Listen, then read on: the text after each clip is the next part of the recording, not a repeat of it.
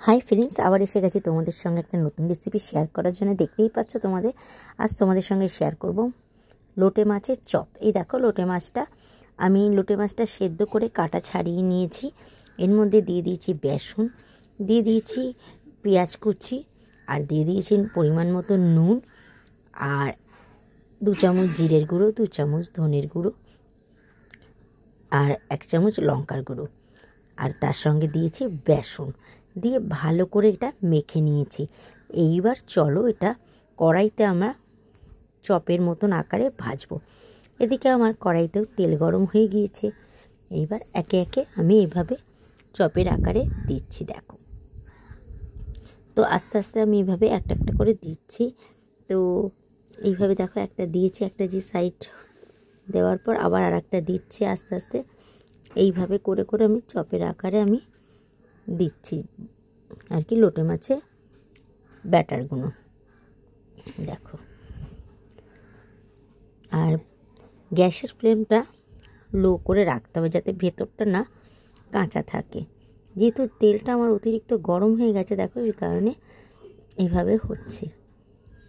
তো একটা সাইড লাল হলে তখনই আমি আর একটা সাইড হালকা করে উল্টিয়ে দেবো। এই দেখো, হালকা করে উল্টিয়ে দিলাম। দেখতে পাচ্ছ একটা সাইড আমার লাল হয়ে গিয়েছে। তো এইভাবে আমি এই যে 3টে দিয়েছি, 3টে দুটোকে ঘুরিয়ে দিলাম, দিয়ে এইটাকেও আমি এবার উল্টিয়ে দিলাম, দিয়ে যাতে এটাকে লাল ভাব হয়ে যায়। তো এইগুলো লাল হয়ে যাওয়ার পর আমি এগুলোকে উঠিয়ে নেব। উঠিয়ে নিয়ে তারপরে আবার নতুন করে আবার দেব। দেখো, আবার এই সাইডটা একটু জায়গা আছে বলে আর একটা দিয়ে দিলাম।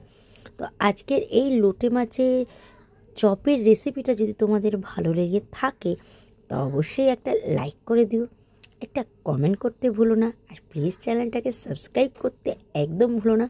প্রচুর প্রচুর শেয়ার করো। এই দেখো, আমি উঠিয়েছি, কি সুন্দর লাগছে। ঠিক এরকম, আর গরম গরম খেতে জাস্ট দারুণ লাগবে।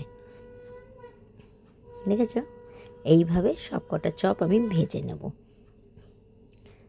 তো আবারও বলছি, ভালো লাগলে অবশ্যই একটা লাইক করে দিও, একটা কমেন্ট করে জানিও, আর প্লিজ চ্যানেলটাকে সাবস্ক্রাইব করে দিও, আর যত পারো শেয়ার করো।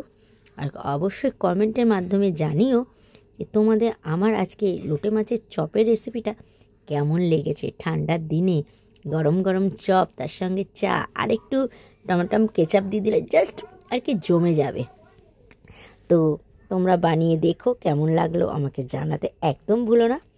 তো দেখো, এই দেখো আমার লোটে মাছের চপগুলো একদম রেডি হয়ে গেছে আজকের জন্য। টাটা।